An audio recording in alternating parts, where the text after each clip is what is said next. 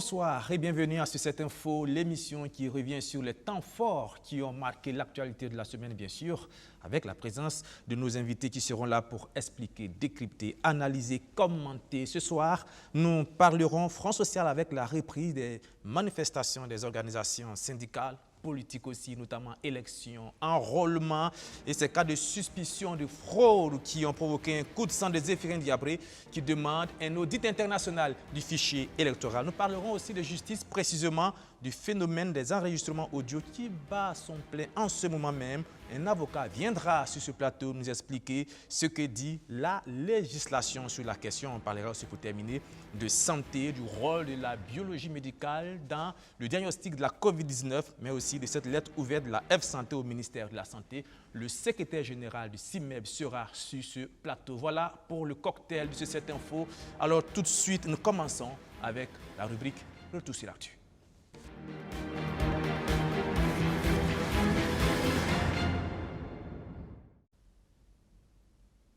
C'était hier à la Bourse du Travail, le meeting de la coalition des syndicats en lutte. Plusieurs dizaines de travailleurs se sont rassemblés pour dénoncer l'application de l'IUTS sur les primes et indemnités, la mauvaise gestion des affaires de l'État et le manque d'élan de dialogue de la part du gouvernement. Arsène Konditande et Rémi Lambert-Nebi étaient sur place. Un meeting à valeur de test selon la coalition des syndicats en lutte qui compte remettre le front social en ébullition. La grève des 8 et 9 juillet est imminente. Pour la coalition, le gouvernement refuse de dialoguer et ne laisse que l'option de la lutte à la partie syndicale. Le gouvernement, depuis quelque temps, développe une communication tendant à faire croire qu'il est ouvert au dialogue, mais que ce sont les syndicats qui ne veulent pas venir à la table de négociation. Notre regroupement n'a reçu à ce jour aucune invitation à une rencontre avec le gouvernement. Pire, le gouvernement n'a répondu à aucune des correspondances que notre regroupement lui a adressées en février et mars 2020. Face au refus obstiné du gouvernement de se pencher sur la plateforme de la coalition syndicale en lutte et à ses attaques répétées contre les libertés démocratiques et syndicales, nous ne pouvons que mener la résistance, poursuivre et intensifier la lutte pour la satisfaction de nos justes préoccupations. Les syndicats de l'éducation, de la santé et des médias ont des revendications spécifiques. Mais le dénominateur commun des revendications des syndicats de la coalition reste la question de l'IUTS. La plateforme que nous avons déposée, que nous défendons, est une plateforme juste, elle est légitime, elle est même patriotique. Le gouvernement ne devrait même pas attendre qu'on envoie de tels types de revendications sur sa table. Nous répétons en dernier mot que l'exigence de l'annulation de l'UTS sur les primes et indemnités des travailleurs du privé, du parapublic et du public, c'est une exigence que nous allons tenir jusqu'au bout. La gouvernance est l'autre point dénoncé par la coalition. L'augmentation des recrutements sur mesures nouvelles et les révélations des faits de corruption au sommet de l'État sont brandis par ce regroupement syndical comme des dérives de la malgouvernance. Là-dessus, l'évolution des événements ces dernières semaines confirme toute la pertinence de ce point. La campagne entreprise par le gouvernement de diaboliser les travailleurs, qui l'accusent de s'accaparer du budget de l'État, dans le dessein de les opposer au reste du peuple, ne saurait prospérer. Il apparaît clairement aujourd'hui que ceux qui pillent et qui volent le peuple se recrutent essentiellement au sein des dignités du pouvoir, membres du gouvernement, présidents d'institutions, députés, directeurs généraux, etc., à travers la corruption, le blanchiment de capitaux, la fraude fiscale, les détournements de deniers publics à ciel ouvert, comme l'attestent les rapports d'enquête parlementaires, ceux de structures comme l'ASE-LC ou le RENLAC, les révélations de presse, etc.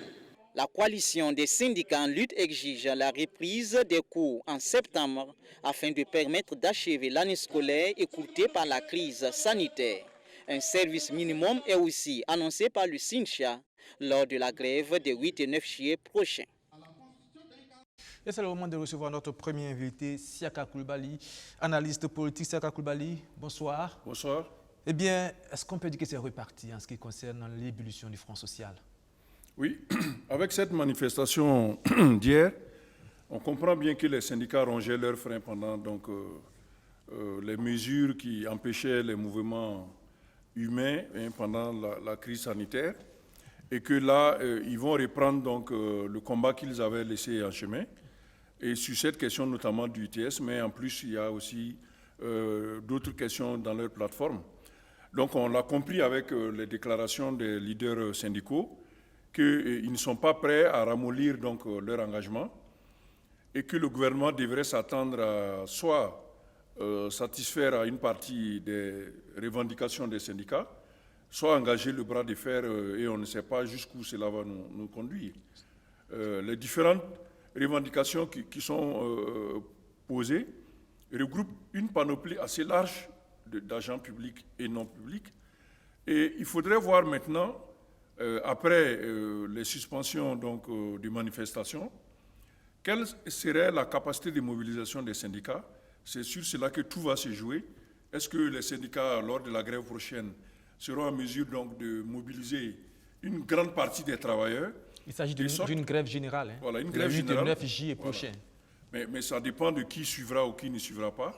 Et là, on verra bien si leur capacité de mobilisation est suffisante pour obliger le gouvernement à revenir sur certaines des décisions, comme celle sur l'UTS. Ça sera un véritable test, ces 2 jours de grève générale? Exactement, ce sera un test, parce qu'on a eu un temps de latence.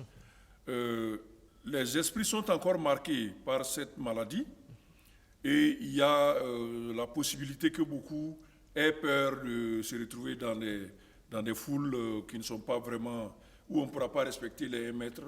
Donc c'est possible que la mobilisation en prenne un coup. Et on verra bien aussi si par département ministériel, des ministres ont pris des mesures qui permettent donc à leurs syndicats sectoriellement de ne plus se sentir tellement concernés par, on pense par exemple à l'éducation, où une partie des coupures qui avaient eu lieu sur les salaires pour faire des grèves ont été rapportées. Donc, c'est possible qu'il y ait eu des situations de ce genre-là qui fassent ramollir donc, le mouvement. Alors, quand on a écouté tout à l'heure le porte-parole de la coalition des syndicats en lutte, dans sa manière de s'exprimer, il dit que les syndicalistes exigent l'annulation de l'IUTS sur les primes et indemnités. Est-ce que et en même temps, ils se plaignent qu'il n'y ait pas de dialogue entre le gouvernement et les organisations syndicales? Est-ce qu'il peut y avoir dialogue quand déjà, dans les mots choisis, on parle d'exigence? Ce n'est pas déjà un frein en ce qui concerne le dialogue entre les 2 parties? Ce qu'il veut dire ici, c'est que vous vous rappelez qu'avant, au mois de février, donc, les syndicats avaient estimé que la suppression de cette UTS sur les indemnités et primes était un préalable à toute autre discussion.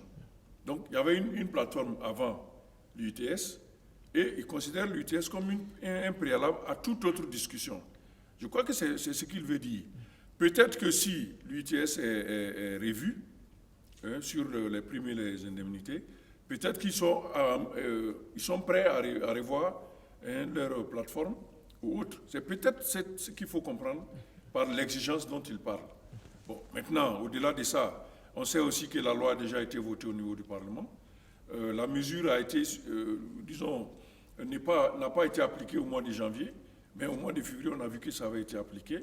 Et le Premier ministre a parlé par la suite. Il a dit que la mesure était faite, qu'il n'était pas question de revenir en arrière. Donc on pense que forcément les 2 parties vont aller au bras de fer. Au bras de fer. Et est-ce que ce bras de fer pourrait avoir un impact quand même considérable dans un contexte sanitaire et sécuritaire qu'on connaît très précaire? Ce bras de fer aura un impact grand sur toutes les dimensions de l'économie nationale. Toutes les dimensions de l'économie nationale. Toutes les dimensions de l'économie nationale. À partir du moment où l'administration publique peut en souffrir, vous verrez que on a déjà vu, avec cette question des fonds communs à l'époque, les travailleurs des finances avaient ralenti leur activité, ce qui avait mis l'État en difficulté de trésorerie. Donc, cette fois-ci, avec l'application de l'UTS aux primes et indemnités, cette catégorie est la plus frappée.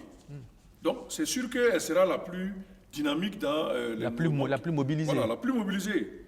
Et à partir des finances, toute l'économie peut en souffrir, étant donné la structure de notre économie, qui est une structure quasiment d'errante, où ce sont les recettes fiscales qui permettent même de payer les salaires et de faire fonctionner l'administration publique.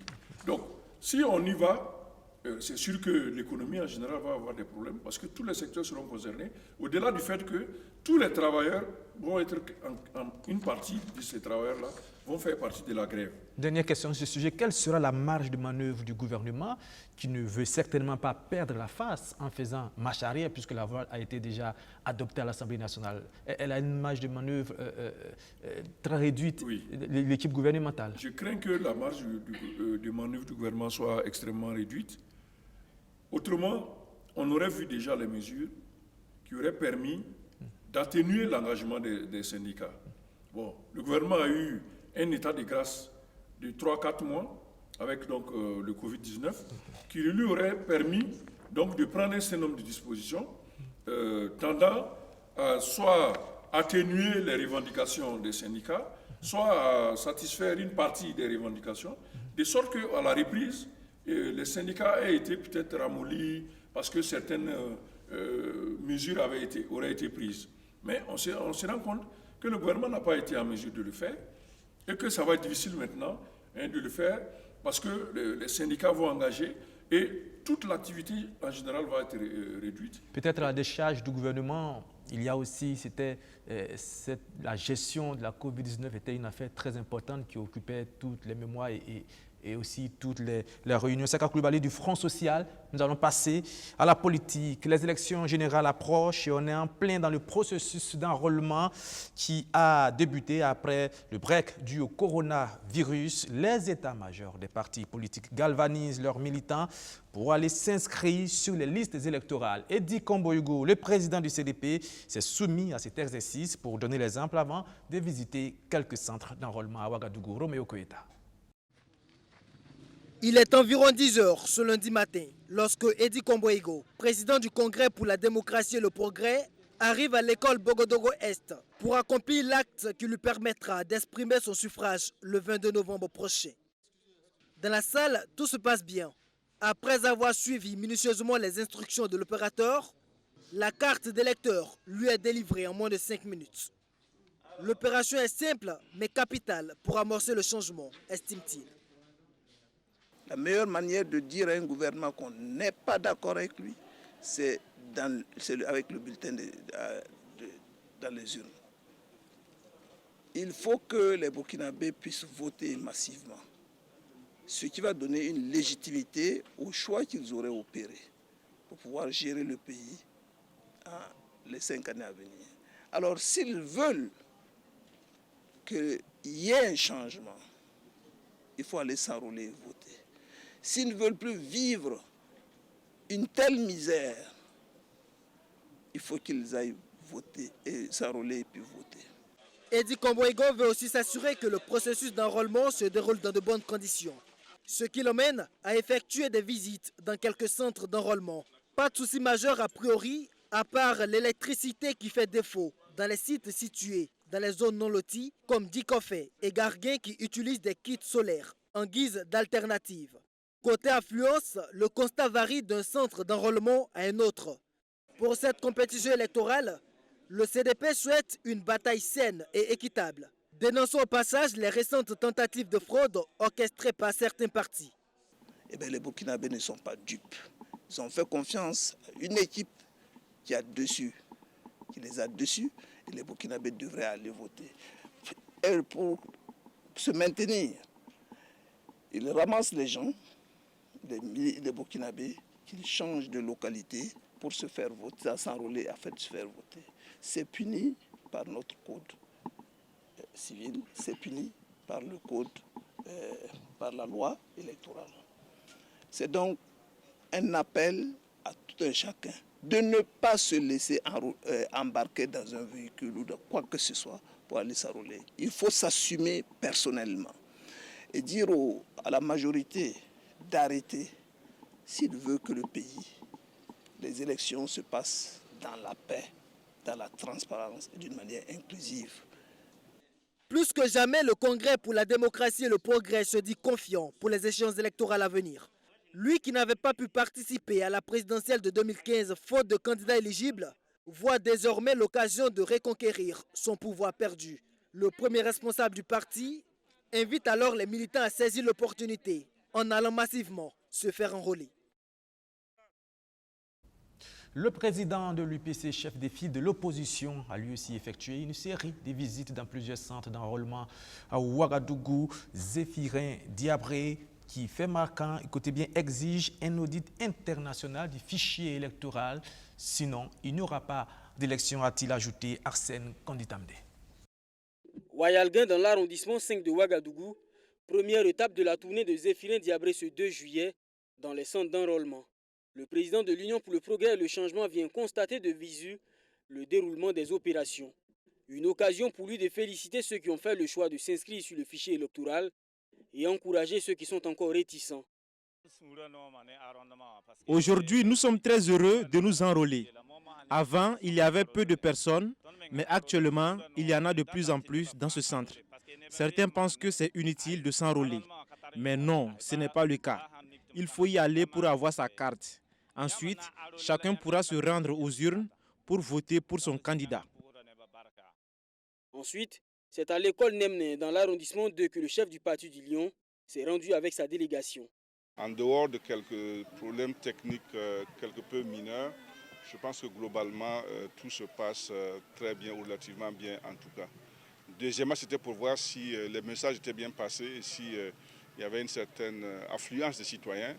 Là aussi, je dois dire que même si ce n'était pas la grosse affluence, on a quand même constaté qu'il y a un grand intérêt de la part des citoyens. Et c'est l'occasion pour moi encore de continuer à lancer un appel aux uns aux autres pour que dans les zones où on va continuer à le faire là dans les jours à venir, les gens sortent et allaient donc prendre leur carte d'électeur. À l'occasion de cette sortie, Zéphirin Diabré réitère son appel à un audit international du fichier électoral. Ce fichier-là, son intégrité est déjà entachée. Or, il faut qu'on ait aux élections avec un fichier vraiment sur lequel il n'y a pas de discussion ni de débat. C'est une situation qui n'est pas nouvelle puisqu'il y a dans d'autres pays, on l'a connue. Et il y a une solution à ça, c'est que dans les derniers jours, avant qu'on aille aux élections, le fichier là est audité par des experts indépendants pour nous assurer que les gens qu'on a écrits 2, 3, 4, 5 fois là, on a extirpé ça et que chaque citoyen est inscrit une seule fois. Donc comme je l'ai déjà indiqué, c'est une revendication que nous allons porter très fortement au niveau donc des autorités du pays. Bissiguin, dernier point de cette tournée en 3 étapes dans les centres d'enrôlement. Le chef de file de l'opposition politique rend un hommage aux forces de défense et de sécurité pour leurs efforts dans la sécurisation des opérations. Alors, Seka Koulibaly, je me tourne encore vers vous pour parler de ce processus d'enrôlement qui fait grincer beaucoup de dents. En dehors et au-delà de l'affluence qui est très moyenne, il y a ces cas de suspicion ou même des situations de suspicion avérées qui viennent parasiter ce processus. Oui, tout à fait. Personnellement, j'ai été un peu surpris d'entendre parler de fraude lors de ces processus d'enrôlement. Étant donné que depuis 2012, nous sommes passés à un mode de fichier électoral qui avait pour avantage de faciliter et d'empêcher, disons, la fraude électorale, et notamment en empêchant les doubles inscriptions. Donc, d'abord, le fait que les électeurs aient été transportés vers un autre endroit, je n'ai pas bien compris en quoi cela pouvait poser problème, parce que si on ne s'inscrit qu'une seule fois, cela signifie que la personne a opté d'aller voter plutôt là-bas, plutôt que là où elle réside. Zignaré, ici, par exemple, je peux vouloir aller voter à Zignaré, mais pas ici, pour une raison qui m'est propre.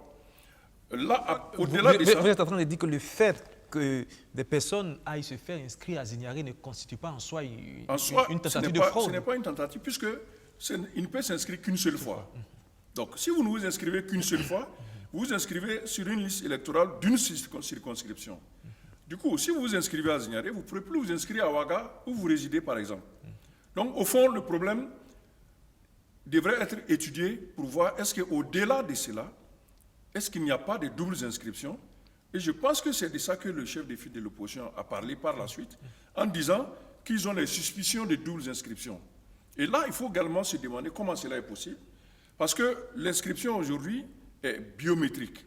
C'est-à-dire que ce sont des caractères liés à l'individu, tels qu'ils ne peuvent pas se retrouver chez un autre individu, qui sont utilisés pour inscrire les électeurs dans le fichier électoral.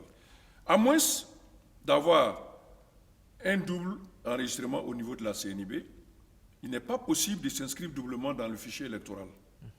Parce que la CNIB a un identifiant individuel pour chaque personne qui en dispose. C'est possible de délivrer des CNIB qui ne sont pas dans le grand fichier, mais qui peut permettre donc de s'inscrire dans le fichier électoral. Et ce que le chef de file de l'opposition demande ici, c'est l'audit international, mais surtout, il faut veiller à ce qu'on dédoublonne. Ça veut dire qu'on retire les doublons dans le fichier électoral devant tous les acteurs. Donc, eux, opposition, au moment où l'opération aura lieu, ils peuvent venir avec leurs experts, ils assistent au dédoublonnage et on s'assure que sur le fichier électoral, les gens ne sont inscrits qu'une seule fois.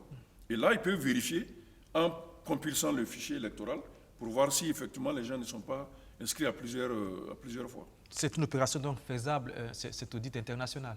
C'est une opération qui se fait à tout moment.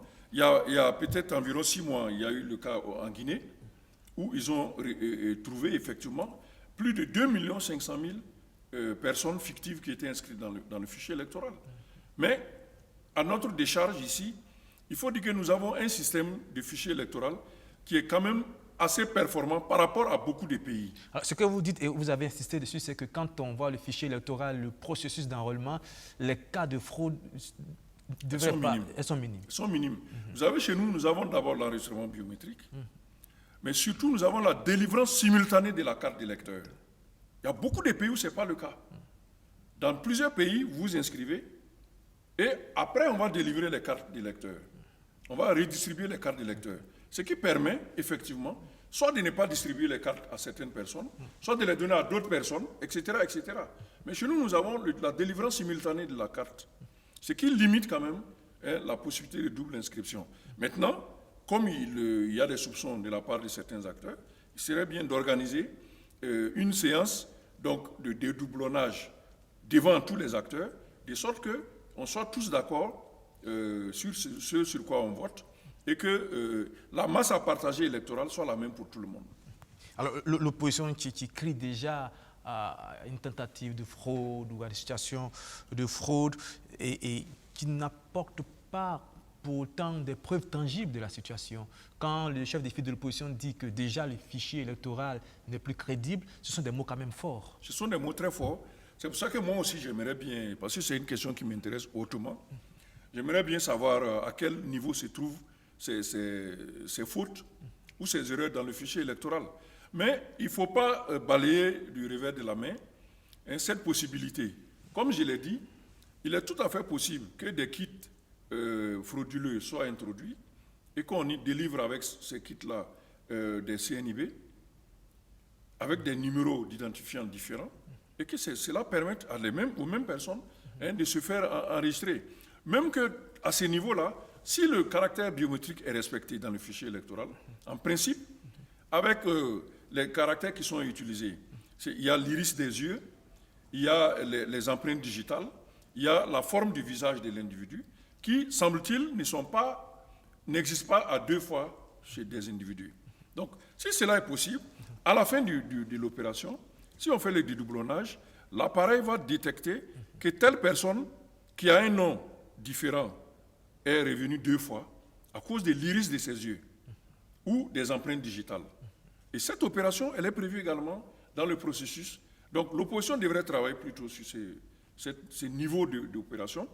Elle peut être faite avec l'audit international, mais aussi, elle peut aussi être faite au niveau national ici, où les acteurs exigent qu'on fasse le dédoublonnage devant tout le monde, et on verra bien quelles sont les inscriptions que la machine va expurger. Alors, il y a les aspects purement techniques, comme vous le disiez tout à l'heure, mais il y a aussi dans le discours le ton employé par l'opposition politique. On vient d'entendre tout à l'heure le chef des files de l'opposition politique qui demande un audit international du fichier électoral, mais quelques jours plus tard, en milieu de semaine, dans une autre interview, il a ajouté, faute de quoi il n'y aura pas d'élection. Est-ce que ce discours est un peu grave quand même, dire que sans audit du fichier électoral, il n'y aura pas d'élection?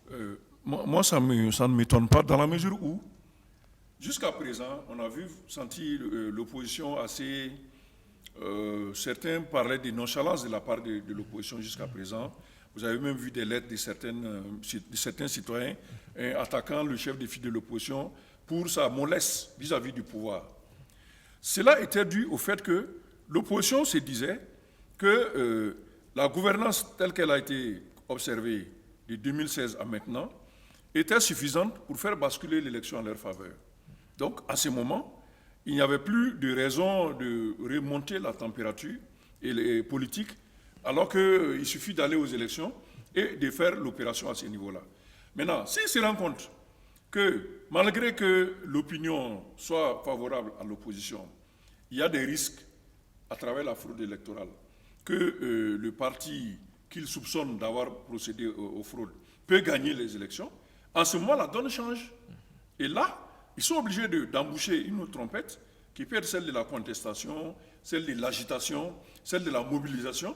Et on verra les marches, on verra les meetings. Et c'est certainement de ça que le chef de file de l'opposition veut parler. Est-ce que le risque, ce n'est pas de basculer dans des contestations violentes? Est-ce que ce genre de discours ne sont pas de calibre à chauffer les esprits et les préparer à des contestations dans la violence? À mon sens, le discours en lui-même, apparemment, ne m'inquiète pas. Si les acteurs s'accordent sur comment rassurer tout le monde et aller à des élections qui sont claires. Voilà. S'il y a un consensus pour dire ceux qui sont accusés de pratiquer la fraude, ils disent non, nous sommes blancs comme neige, nous n'avons jamais pratiqué la fraude. Si vous discutez, allons à l'audit international. Bon, ça, c'est de nature à calmer. Donc, le discours du chef de file le discours du chef de file de l'opposition ne posera plus problème. Donc, si effectivement il n'y a pas eu vraiment de manipulation du fichier électoral, on va à l'audit international ou à une vérification nationale du fichier électoral et on rassure tous les acteurs.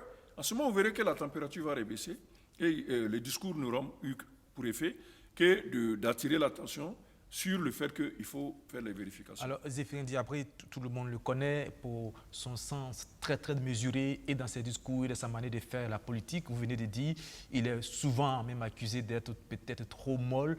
Est-ce qu'on peut dire que si cet exercice, dans ce discours-là, il a perdu un peu de son sang-froid? Certainement. Donc, c'est peut-être ça qui fait penser qu'il doit avoir des éléments concrets pour pouvoir dire ce qu'il a dit, avec le ton qu'il a utilisé. Bon, il n'a pas exposé les éléments dont il dispose. Et il a dit qu'une seule fois. Après, voilà. Dans le reste et après, discours, il est devenu un peu plus modéré. Donc, voilà. Peut-être que les réactions des uns et des autres, j'ai suivi aussi la réaction du parti au pouvoir, qui ne se sent pas coupable d'avoir procédé à des fraudes dans ce sens-là. Ce qui veut dire que si effectivement on vérifie que le fichier ne comporte pas des doublons, des doubles inscriptions, cela va ramener le discours au niveau normal et on va aller à des élections paisiblement. Oui. Et parlant toujours d'élections et de politique dans un pays voisin, au Mali notamment, il y a quelques jours, c'était le 100e jour de l'enlèvement de l'opposant Soumaïla Cissé, qui n'est toujours pas retrouvé. Il y a eu des rumeurs par-ci, par-là, mais cela s'est avéré faux. Aujourd'hui, la situation politique au Mali, comment est-ce qu'on peut l'analyser? Je pense qu'avec ces derniers jours, hier, avant-hier, le président de la République du Mali a entrepris des rencontres. Il a notamment rencontré l'imam Diko, qui est le porte-étendard du mouvement de contestation. Et je crois aujourd'hui il a rencontré les partis de la majorité. Certainement, il va discuter du gouvernement d'union qui est proposé comme la solution de sortie de crise, en disant à sa majorité, bon, nous allons donner tel nombre de postes ministériels, certainement plus qu'à la majorité présidentielle. Donc il faut aussi expliquer ça au parti de la majorité présidentielle. Tout à fait. Donc s'il réussit à faire ce tour des passe-passe, on entendra demain ou après-demain peut-être la formation du gouvernement et il va rester les autres points importants qui sont la dissolution de l'Assemblée qui est revendiquée par les contestataires qui pensent qu'il y a eu beaucoup de députés élus frauduleusement et qu'il faut recommencer ces élections-là. Mais s'il y a un gouvernement d'union, ce gouvernement d'union peut également en faire un élément de son agenda pour dire, bon, dans 6 mois, on va peut-être faire des élections législatives anticipées qui va corriger ce qu'on a attribué au Conseil constitutionnel passé. Et le cas Soumaïla Cissé, qu'est-ce qui se passe aujourd'hui? On entend tout et son contraire en même temps. On a cru la semaine dernière que l'opposant serait libéré. Les rumeurs ont été vraiment très fortes. On a même vu son parti organiser des manifestations dans ce sens-là. Et puis par la suite, il semble que ce n'est pas vérifié. Les rumeurs avaient tendu qu'il avait été remis à la MINUSMA et que par la suite, il était envoyé à Paris, ou en France en tout cas, pour être soigné. Jusque-là, on n'a aucune confirmation de toutes ces rumeurs-là.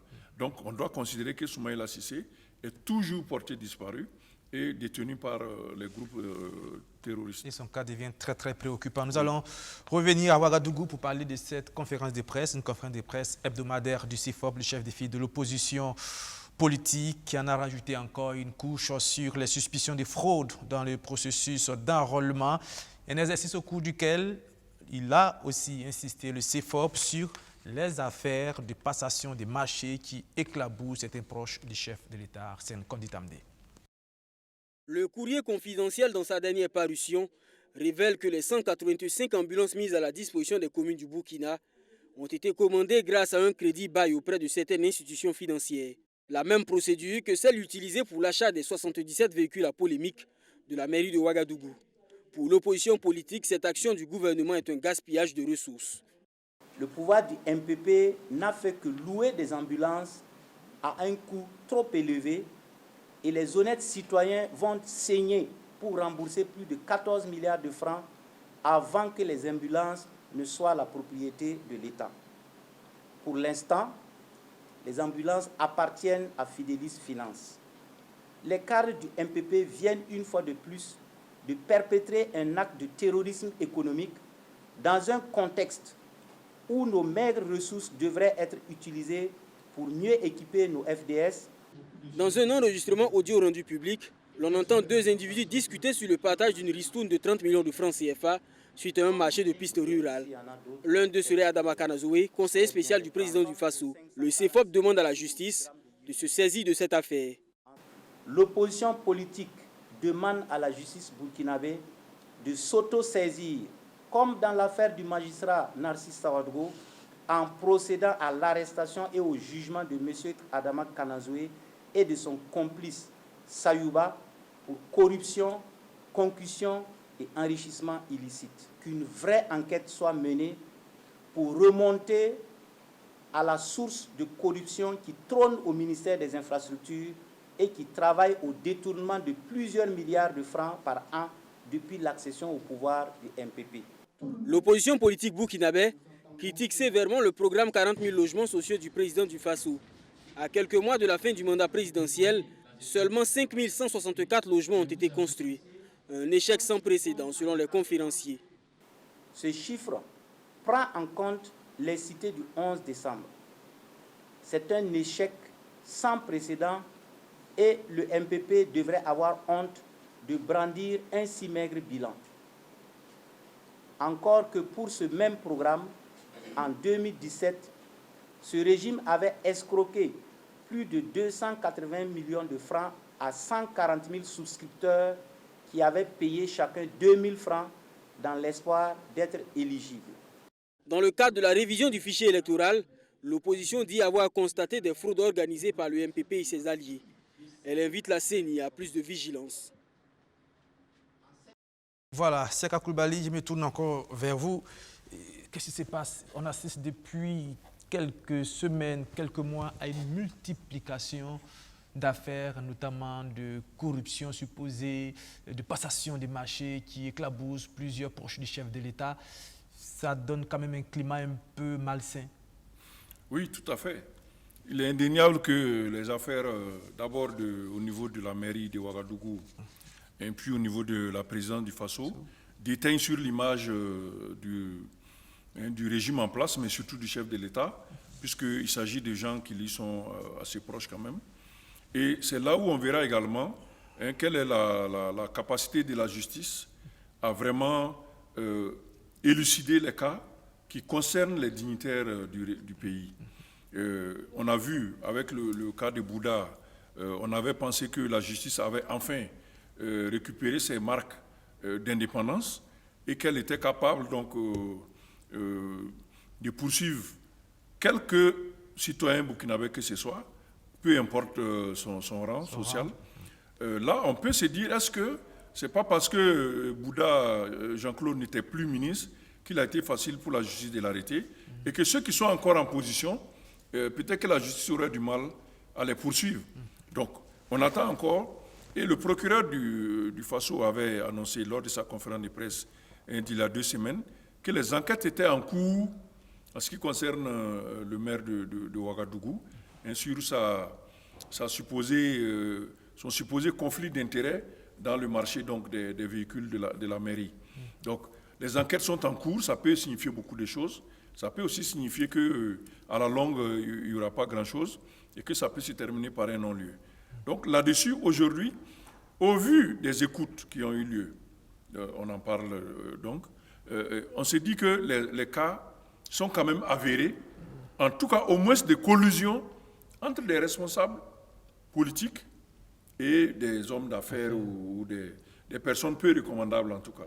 Et on a vu dans le cas de la mairie, le procureur a parlé d'escroquerie. Donc il s'agit de personnes peu recommandables. Donc on pense au niveau des citoyens qu'il est indispensable que la justice éclaircisse ces affaires-là et que d'ici 1 à 2 semaines, le procureur du Faso revienne expliquer aux gens en quoi est-ce que la responsabilité de ces responsables politiques est engagée et quelles sont donc les poursuites qu'elles peuvent encourir. Est-ce qu'on peut dire que ces affaires-là tombent vraiment au mauvais moment pour la majorité présidentielle, présidentielle, très mauvais moment. à quelques mois seulement des élections générales? Au très mauvais moment, dans la mesure où nous sommes à quelques mois seulement de l'élection.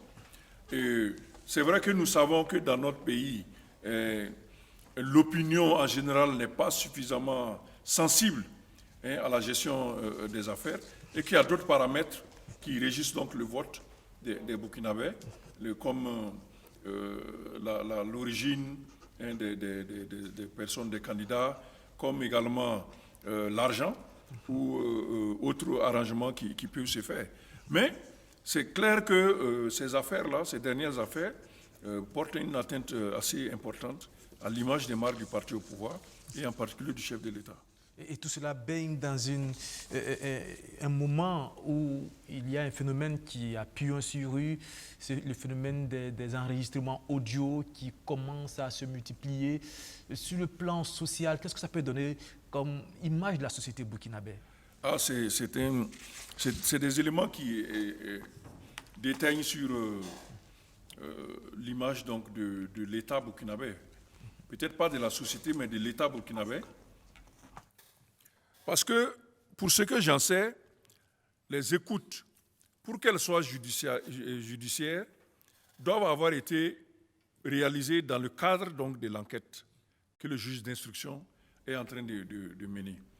Donc, il faut que le juge ait commandité ces écoutes-là pour qu'on puisse les utiliser dans le cadre d'une enquête, d'une affaire judiciaire. Alors, la transition est tout trouvée, c'est qu'à Koulibaly, voilà, nous avons justement, pour parler du cadre légal des différents enregistrements qu'on entend ça et là, nous recevons sur ce plateau un technicien de droit, Maître Arnaud Sampébré, il est avocat à la Cour. Maître, bonsoir. Bonsoir. Vous venez juste de nous rejoindre.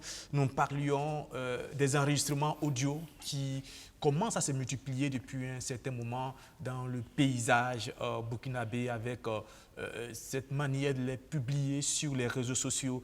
On voudrait avoir votre analyse. D'abord, première question, de manière générale, comment est-ce que vous analysez cette situation? Il faut dire que c'est un phénomène qui est en train de se démultiplier malheureusement ces derniers temps. Malheureusement, pourquoi? Malheureusement parce que de notre point de vue, il s'agit d'atteintes graves à l'intimité de la vie privée. Mais d'un autre côté aussi, on peut estimer qu'il s'agit d'un comportement qui permet de dénoncer des violations à la règle pénale de manière générale et qui permet aux différentes autorités de poursuite de se saisir d'un certain nombre d'infractions et d'avoir des éléments. D'abord, donc on va aller dans le concret. Est-ce qu'aujourd'hui, enregistrer une conversation privée est autorisé par la loi? il faut dire que, a priori, c'est interdit par la loi. Parce que lorsqu'on prend déjà la Constitution au niveau de son article 6, c'est-à-dire le fait de violer l'intimité de la vie privée des particuliers est interdit, c'est pas autorisé. Et notre nouveau code pénal prévoit en ses articles 524-9 et suivants que le fait de capter ou d'enregistrer un particulier dans un lieu privé sans son consentement constitue une infraction pénale. Mais la mise en œuvre concrète de cette disposition est un peu difficile parce que, comme le disait mon prédécesseur, il faut que ces écoutes, pour pouvoir être utilisées dans une procédure judiciaire, soient autorisées par un juge d'instruction qui a déjà saisi de la procédure, ou en dehors de cette procédure, pour ce qui concerne certaines infractions particulières, le procureur avec ses OPJ qui mettent en place un dispositif pour démanteler souvent des réseaux. Mais nous nous rendons compte qu'actuellement, de plus en plus, des particuliers prennent des initiatives pour détenir par divers des enregistrements qu'ils mettent par la suite sur les réseaux sociaux et qui constituent des manquements à des obligations à leur égard. Voilà, si nous prenons un cas pratique, Maître Sampébré, c'est ça? Oui, c'est ça. Disons que vous et moi, c'est une fiction, voilà. Vous et moi soyons en train de discuter d'une affaire et que je mette mon téléphone sur le mode enregistrement et que j'enregistre notre conversation.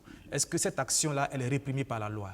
Oui, cette action est réprimée par la loi. Parce donc, que je n'ai pas le droit d'enregistrer notre conversation. Vous n'avez pas le droit d'enregistrer notre conversation sans mon consentement. Sans votre consentement. Ça, c'est deux conditions. La première condition, c'est le consentement que requiert un tel enregistrement. Et deuxièmement, il faut que cet enregistrement ne soit pas dans un lieu privé. C'est-à-dire, il ne faut pas que ce soit un lieu privé dans le cadre d'une conversation privée pour laquelle j'ai le droit de décider si je veux que cette conversation-là se retrouve sur la place publique ou non. Et si je le fais, je m'expose à quoi? Oui, si vous le faites, vous vous exposez à des sanctions pénales. Et c'est l'article 524-9 qui le dit. C'est une peine d'emprisonnement qui va de 3 mois à 1 an de prison et une amende de 250 000 francs à 600 000 francs. On va reprendre bien cette partie. C'est-à-dire que si, dans une conversation privée, vous et moi, je vous enregistre, j'enregistre la conversation sans votre autorisation et que cette conversation se retrouve sur les réseaux sociaux, qu'est-ce que j'encours? Oui, si cette conversation qui n'a pas été autorisée se retrouve sur les réseaux sociaux, vous encourez une peine d'emprisonnement de 3 mois à 1 an de prison, outre une amende de 250 000 francs à 600 000 francs. Et qui porte la plainte? C'est la personne qui a été victime. C'est bien évidemment la personne qui a été victime d'une part. Et d'autre part, si les faits se sont retrouvés sur les réseaux sociaux, je pense que le procureur peut s'autosaisir. Voilà, le procureur peut s'autosaisir de tels comportements et réprimer en lançant un signal fort pour que les uns et les autres sachent que de telles attitudes qui actuellement commencent à être à la mode sont réprimées par la loi. Alors, est-ce que dans ce cadre-là, on va aller sur une autre question. J'ai enregistré la conversation, mais est-ce qu'à partir de cette conversation qui se retrouve, de cet enregistrement qui se retrouve sur les réseaux sociaux, est-ce qu'on peut mener une enquête, pas pour incriminer celui qui a fait l'enregistrement, mais une enquête, par exemple, qui soulève un dossier, par exemple, de corruption? Est-ce qu'à partir de cet enregistrement, on peut mener une enquête? Oui, bien sûr, bien sûr. À partir de cet enregistrement, une enquête peut partir de là. Parce que lorsque vous prenez la procédure pénale, le procureur qui a l'information de la commission d'une infraction, par quelque moyen que ce soit, peut se saisir de cette affaire. Mais maintenant, au cours de la conduite de cette procédure, cet enregistrement qui peut paraître au départ illégal ici, peut constituer un moyen de preuve lorsqu'il va y avoir un jugement. Parce que si les informations qui sont contenues dans cet enregistrement sont réitérées, par exemple, par la personne qui a été enregistrée, il s'agit d'éléments de preuve. Parce que l'autre débat qui se pose à côté de ces enregistrements-là, c'est la loyauté des éléments de preuve au cours de la procédure pénale. Parce que c'est vrai qu'en matière pénale, la preuve est libre, la preuve peut se faire par tous les moyens, mais il y a un minimum d'élégance que les parties doivent avoir dans la fourniture de ces éléments de preuve-là. Donc, en résumé, c'est pour vous dire que lorsque il y a un audio qui circule sur les réseaux sociaux et que ces audios-là révèlent des infractions à la loi pénale et que le procureur se saisit de l'affaire, ça peut être le début d'une procédure pénale, mais cet enregistrement ne devra pas être le seul élément qui sous-tend cette procédure-là. Il faut mener des investigations pour corroborer éventuellement ce qui se révèle dans cette procédure. Mais est-ce que cet enregistrement peut être brandi comme élément de preuve par une des parties? C'est sensible. Vous aurez constaté que dans un procès assez médiatique qui a été clos récemment, il y avait la problématique des audios et les avocats avaient lutté pour que les audios qui constituaient la preuve essentielle contre un des mis en cause soient écartés du débat. Mais il n'y a pas une disposition claire de notre loi qui dit que ça doit être écarté. Ce sont des écoles, des doctrines qui s'affrontent, de telle sorte que le juge a la possibilité de les retenir ou de ne pas les retenir. Mais toujours est-il que dans un état de droit, lorsque la preuve est rapportée de façon déloyale au cours d'un procès pénal, le bon sens veut que cet élément de preuve-là soit écarté et qu'on puisse faire recours à des éléments loyalement obtenus. Alors, de façon générale, est-ce que la multiplication de ces enregistrements audio qui fusent sur les réseaux sociaux, quel peut avoir leur impact sur le système judiciaire dans son ensemble? L'impact de tous ces audios sur les réseaux sociaux, c'est un peu dommage de mon point de vue qu'on en arrive à de tels comportements où la méfiance va être généralisée et où toute personne court le risque de se faire enregistrer et de voir ces audios-là circuler sur les réseaux sociaux. Mais d'un autre côté, nous pensons que ça peut contribuer à assainir un peu pas uniquement le monde des affaires, mais la vie en société de manière générale, parce qu'il y a une typologie de criminalité qui peut être évitée lorsque nous savons qu'à tout moment, on peut être enregistré. Parce que ce que les gens encourent, lorsque vous enregistrez quelqu'un, vous encourez une peine maximale de 1 an de prison. Mais il y a des moments où les infractions même qui sont contenues dans ces audios-là, les personnes qui sont enregistrées encourent des peines plus graves lorsque l'infraction est constituée par la suite. Donc ça peut aider vraiment à assainir la société d'un autre point de vue. C'est comme les deux faces d'une médaille. Exactement. Le côté positif et puis le côté négatif. Exactement. Merci, Maître Sampébré. Arnaud, Siaka Coulibaly, peut-être le risque, je parlais des deux faces d'une médaille, le risque c'est que peut-être un jour, aujourd'hui c'est peut-être des hommes d'affaires, des hommes politiques, demain ça peut être M. X qui retrouve une conversation privée sur les réseaux sociaux. On peut peut-être un jour entendre sur les réseaux sociaux une réunion de l'état-major général des armées dans une situation sécuritaire. Qu'est-ce qu'il faut faire pour essayer d'arrêter la profusion ou d'alerter les esprits des Burkinabés? Moi, je considère que ça a été un dommage qu'on puisse en arriver à l'exploitation de ces audios pour des affaires judiciaires sans qu'elles n'aient été commanditées par la procédure. Et cela fait que, comme le maître l'a expliqué, ça peut entraîner un changement de comportement au niveau de certaines personnes. Je crains que les délinquants, par exemple, ne modifient leur manière d'opérer, notamment en ne parlant plus devant un appareil qui peut enregistrer ou par téléphone. Ce qui va rendre difficile maintenant le travail donc, des OPJ qui utilisaient ces méthodes-là pour obtenir donc, des preuves dans le passé. Donc on peut perdre ainsi une façon donc, d'aboutir à la vérité dans certaines affaires. Il y a aussi la dimension du renseignement. Et notre pays aujourd'hui se trouve dans une situation où le renseignement aurait été un élément qui permette de faciliter la lutte contre le terrorisme, par exemple. Mais du moment où les audios sont réalisés un peu, je dirais, sans contrôle, et qu'elles sont surtout publiées, toutes les personnes qui s'adonnent à des actes de délinquance feront attention à cela.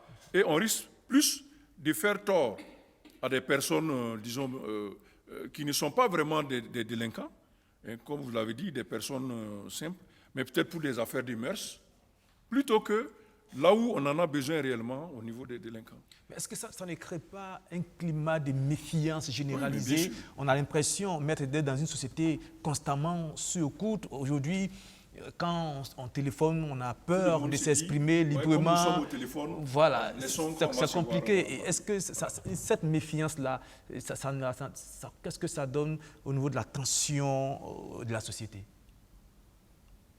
Siaka. Oui, c'est très clair qu'aujourd'hui, les rapports sociaux vont se modifier.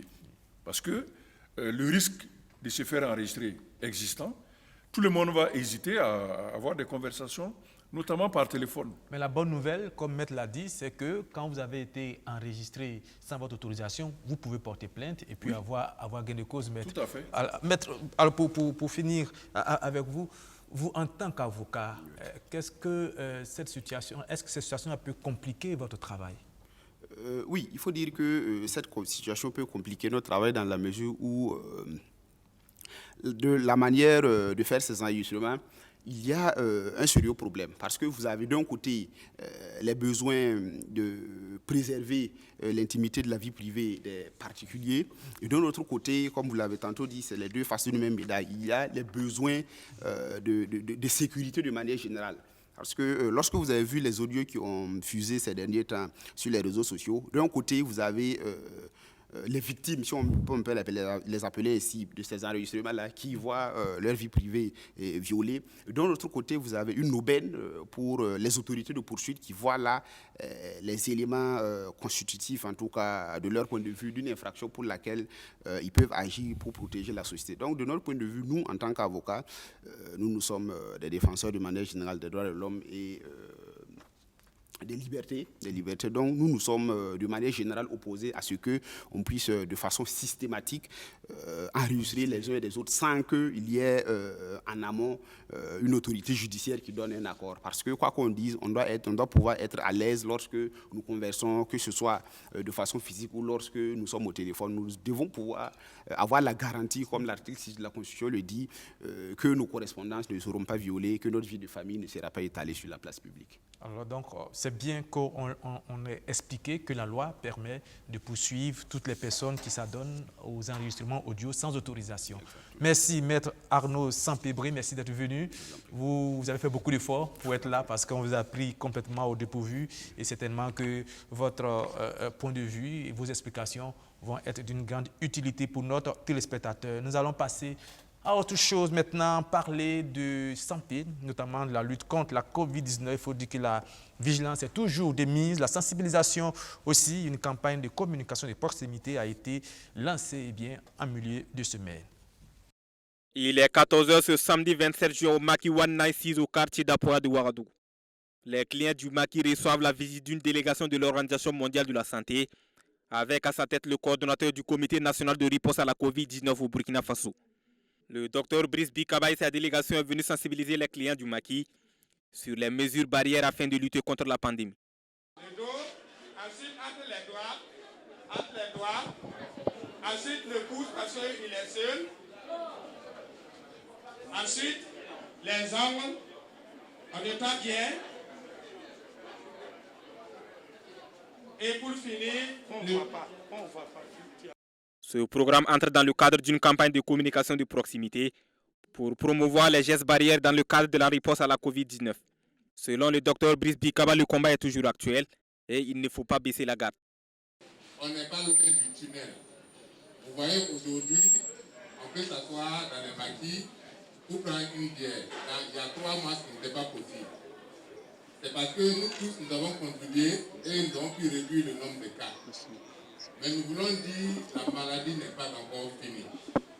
Il y a encore quelques cas que nous observons. C'est la raison pour laquelle nous demandons à ce qu'un dernier effort au niveau de la population soit fait pour qu'on goûte la COVID du Burkina. Ce genre de visite est une première pour le Maki 19 à en croire son gérant.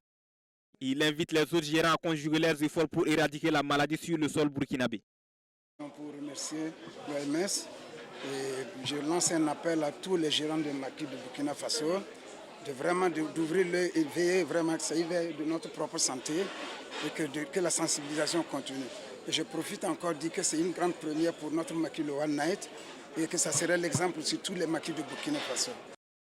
Les agents en charge de l'exécution du programme sur le terrain vont sillonner les lieux de rassemblement comme les débits de boissons, les lieux de culte, les marchés et yards. Cette instance de sensibilisation contre la COVID-19 va durer 3 semaines. Elle couvre 12 arrondissements et 6 communes rurales de Ouagadougou. Voilà, c'est le moment pour nous de recevoir notre dernier invité de ce soir. Il s'agit du docteur Alfred Ouedraogo. Vous êtes là au compte de la F-Santé, la Fédération des syndicats de la santé. Avec vous, on vient de le voir, nous allons parler de la COVID-19. On voit que la lutte continue, les opérations de sensibilisation. Mais on va parler d'un aspect un peu plus spécifique, c'est-à-dire le diagnostic. Aujourd'hui, il faut le dire, dans la société, il est répandu qu'il y a de nombreuses personnes qui ne font pas confiance aux résultats des différents tests. Il y a un véritable doute. Alors, avec vous, on va expliquer comment est-ce que se fait le test, notamment son aspect biologie médicale. Ok, merci pour cette question. Avant de rentrer dans le vif de ce sujet, je voudrais faire un peu de pédagogie. Rapidement. Rapidement, parce que ceux qui posent le diagnostic, c'est en fait des biologistes. La biologie venant du grec, bios, légos, c'est tout ce qui est en rapport avec l'étude de la vie. Évidemment, ceux qui étudient les animaux, c'est la biologie. Ceux qui étudient les virus, c'est la biologie. Ceux qui étudient les parasites, les poissons, c'est la biologie. Par contre, il y a un aspect beaucoup plus spécifique de la biologie qui est la biologie médicale. Et là, je m'en vais chercher la définition de cette biologie médicale dans notre code de santé publique, notamment à l'article 189, qui dispose de 3 éléments. Pour être biologiste médical, il faut avoir les compétences, donc les aspects liés au diplôme. Deuxièmement, il faut être de nationalité burkinabé. Et troisièmement, il faut être inscrit à l'ordre des médecins ou à l'ordre des pharmaciens. Pourquoi cela? Cela est extrêmement important. Parce que contrairement aux médecins qui posent un diagnostic, évidemment, ce diagnostic est sujet à l'obligation de moyens. Si on me dit que j'ai utilisé tous les moyens à ma disposition pour poser un diagnostic et que le malade n'en sort pas, ma responsabilité est désengagée. Par contre, le biologiste, qu'il soit médecin ou pharmacien, quand il pose un acte biologique, est sujet à la responsabilité de résultat, l'obligation de résultat. Donc, il peut aller en prison si les résultats posent un certain nombre de problèmes. Ce qui m'indique et ce qui m'envoie à répondre à votre question pour dire à la population de croire évidemment aux tests, de croire évidemment aux résultats, parce que ceux qui font les examens, font les tests, ne vont pas évidemment s'hasarder à mettre en cause leur responsabilité de résultat et de se retrouver en prison. Évidemment, dans les circonstances telles que les pandémies que nous avons aujourd'hui, où c'est une maladie nouvelle, et des dérogations existent dans la plupart des pays pour que d'autres biologistes qui ne sont pas des biologistes médecins ou pharmaciens puissent faire le diagnostic. On peut même aller plus loin, parce qu'un biologiste peut être juste dans la recherche, il ne fait que la recherche sur les poissons, sur les éléphants, mais il utilise des outils de diagnostic. Ça a été le cas au Burkina, où on a demandé aux vétérinaires qui ne posent pas de diagnostic sur des êtres humains à le faire. C'est le même aspect pour les réactifs utilisés, et en situation normale, on ne peut pas utiliser des réactifs qui ne sont pas homologués pour le diagnostic humain, ce qui indique évidemment qu'il faut croire à ce résultat, parce que ceux qui posent ces diagnostics mettent en jeu leur obligation de résultat. Alors aujourd'hui, dans le processus de diagnostic de la COVID-19, quelle est la place fondamentale du biologiste, médecin ou pharmacien? Alors, comme je le disais tantôt, notre code pénal indique clairement que pour faire le diagnostic biologique de l'être humain, il faut être médecin ou pharmacien. Et je vais plus loin en indiquant que le droit communautaire, quand vous prenez les textes de l'OAS, l'OAS essaie également d'harmoniser cette pratique, parce qu'avec les textes supracommunautaires, il y a des possibilités qu'un biologiste vienne de la Côte d'Ivoire, du Bénin, du Burkina pour exercer.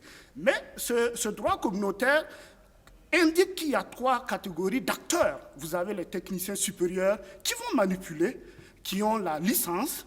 Vous avez les ingénieurs en biologie médicale qui vont également faire les tests, les examens, mais seulement les médecins et les pharmaciens biologistes peuvent valider les résultats. C'est le point qu'il faut le faire. Et pour le cas de la COVID-19, nous sommes en situation exceptionnelle, en état d'urgence. Et quand on est en état d'urgence, il y a un aspect dérogatoire sur la réalisation des tests. Mais il faut le dire que c'est des personnes sérieuses, c'est des personnes qui s'y connaissent dans ce qu'ils font, qui utilisent le diagnostic génétique. Moi-même, nous sommes généticiens, cytogénéticiens et biologistes de la reproduction, et les laboratoires qui le réalisent, tels que le laboratoire Serba, c'est des laboratoires très sérieux, donc je crois qu'il faut... Voilà. Docteur, on va faire un peu plus pratique et puis on va aller plus rapidement. Vous savez, j'aime beaucoup être pratique pour que nos téléspectateurs puissent comprendre. Vous savez, quand on vient faire le test, on vous met une tige soit dans les narines et puis dans la gorge, on vous fait un prélèvement et puis après, on vous envoie les résultats. J'ai entendu beaucoup de personnes dire « mais je ne comprends pas pourquoi je suis négatif, quelles sont les preuves que je suis négatif ». Une fois qu'on a fini de faire ces prélèvements-là, dans le processus pour faire le diagnostic, qu'est-ce que le biologiste, médecin ou pharmacien a comme rôle? Alors, d'abord, quand on arrive sur le patient avec les barrières de protection, on fait l'écouvillonnage, on introduit votre tige avec du coton, on essaie de racler des cellules ou des virus et on va aller avec ce produit écouvillonné, on introduit dans un flacon, donc c'est un milieu où on va aller isoler le matériel génétique du virus. C'est un virus ARN. Et au niveau de la Chine, quand on a découvert ce virus, très rapidement, on s'est rendu compte qu'il y a des gènes de ce virus. Je ne vais pas rentrer dans les détails. Mais ces gènes ont été répliqués. C'est comme une photographie de ces gènes. Et les tests que l'on utilise, c'est comme la photographie de ces gènes qui se retrouvent au niveau du virus. Donc, une fois qu'on isole le matériel génétique de ce virus, on va amplifier ces gènes. Et quand on amplifie ces gènes se multiplient et on branchera l'appareil qui amplifie ces gènes qu'on appelle une PCR en temps réel, une real-time PCR, et sur l'ordinateur, si évidemment les gènes de ce virus existent, vous allez voir une courbe au niveau de l'ordinateur qui indique que vous avez le matériel génétique de ce virus. Évidemment, si la courbe n'existe pas, vous n'avez pas le matériel génétique. Malheureusement, vous pouvez avoir la maladie. Parce que dans la littérature, on se rend compte que les virus peuvent se retrouver au niveau pulmonaire. On peut ne pas retrouver ces virus-là au niveau de la sphère ORL. On peut aussi mal prélever, ça peut arriver, c'est des biais. La littérature indique que c'est le lavement broncho-alvéolaire qui permet de poser le diagnostic de façon plus efficace. Mais du reste, l'on convient d'un point de vue international avec l'OMS que le prélèvement oropharyngien peut être efficace si c'est bien fait. Et dans tous les cas, il y a des biais, pour tout résultat, il y a des biais, mais je peux dire que si le virus n'a pas muté et que les tests réalisés pour détecter les gènes de ce virus sont bien faits, on pose forcément le diagnostic. Alors, docteur, on va entamer la deuxième et dernière partie de notre entretien. On va parler de vos revendications. Et on ne peut pas vous recevoir. Vous avez adressé au niveau de la F-Santé une lettre ouverte au ministère de la Santé, une lettre dans laquelle vous insistez bien sûr sur votre revendication fondamentale, c'est-à-dire la mise en œuvre de la fonction publique hospitalière. Ok, merci pour cette question. Nous avons au niveau de la F-Santé, qui regroupe 4 syndicats, voulu utiliser ce canal de la lettre ouverte pour interpeller le ministère de la Santé sur la mise en œuvre de la FPH, dont nous trouvons à notre goût très lente. Parce que depuis pratiquement plus de 2 années, où on est de report en report, on est de report de trimestre en trimestre.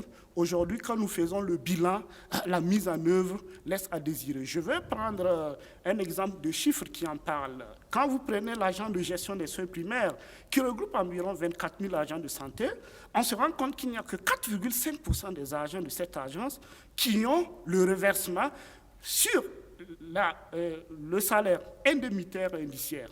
Donc ça, c'est un problème qui se pose. Et quand l'agence a été adoptée, il y a une année, nous avions voulu qu'on nomme rapidement un directeur général. On nous a opposé le fait de vouloir faire rapidement pour nommer un administrateur provisoire. Malheureusement, les résultats sont là. Et nous avons constaté il y a quelques semaines que le directeur général a été nommé, mais nous estimons qu'il ne suffit pas de nommer un directeur général qui va inaugurer les chrysanthèmes. Il faut que l'agence puisse être opérationnalisée.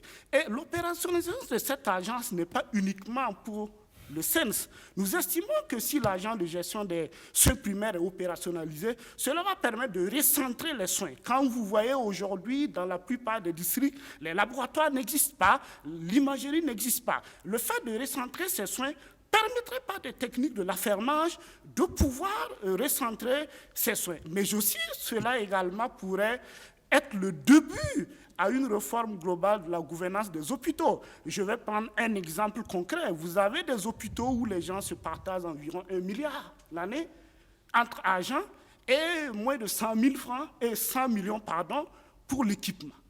Ce n'est pas éthique de notre point de vue. Donc nous estimons que le fait de réunir les hôpitaux de district ensemble permet de réfléchir sur un modèle beaucoup plus efficient pour que les hôpitaux puissent offrir des soins de qualité aux patients. Et la question est très, très importante parce que l'apparition de la COVID-19 a montré à quel point notre système sanitaire était en proie à d'énormes difficultés. Et sans doute que les bonnes décisions seront prises. C'est sur cette note que nous allons mettre fin aux 7 infos de ce soir. Merci, Dr Alfred Ouedraogo. Merci, Siaka Coulibaly. Voilà, c'est la fin. Je vous retrouve moi demain à 19h30 pour une autre session de l'actualité. Merci de nous avoir suivis. Et puis, bonne fin de week-end et bon début de semaine. Au revoir.